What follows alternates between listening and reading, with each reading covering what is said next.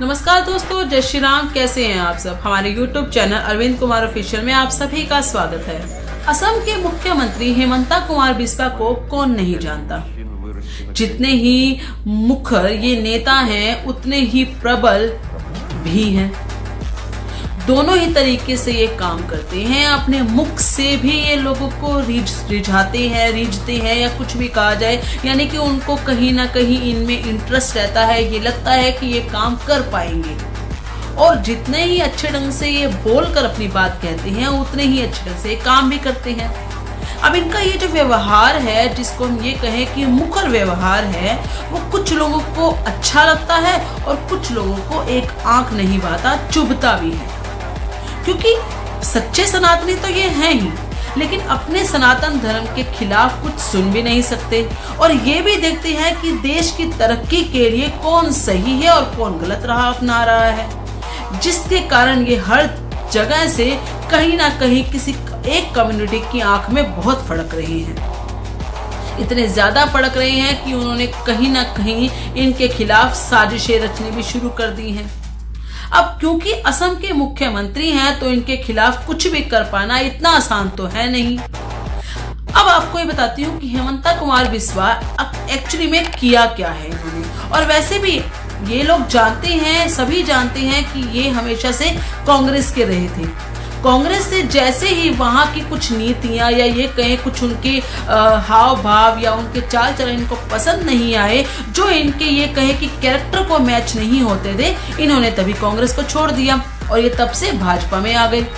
भाजपा में आने के बाद तो इन्होंने अपना हर रूप खुलकर दिखाया है। मैं मानती हूँ राजनीति करते हैं, जितने भी राजनेता होते हैं वो राजनीति करते हैं, लेकिन उसके साथ साथ ये सच्चे सनातनी हैं, ये सब भी सबको दिखता है और बहुत अच्छे से दिखता है।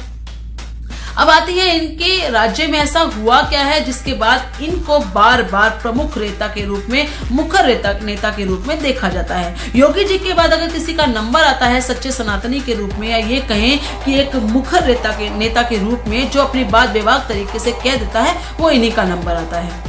अब किया क्या है इन्होंने, ये दरअसल अपने जो राज्य के अंदर कुछ मदरसों पे इन्होंने छापेमारी करवाई है।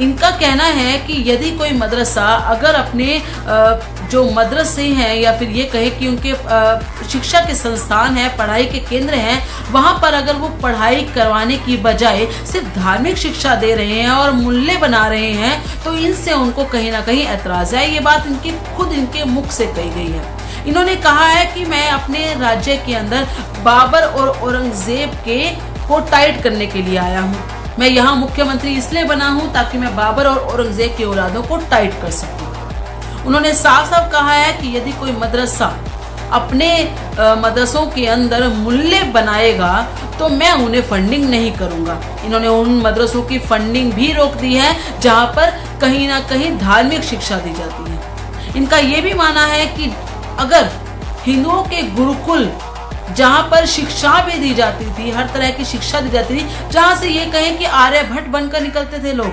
जब वो बंद किया जा सकता है, जहां पर किसी भी तरह की एक कट्टरवादी पर नहीं सिखाया जाता था, जब वो बंद किया जाता है, तो मदरसों को किस तरह की फंडिंग दी जाती है और क्यों दी जाती है।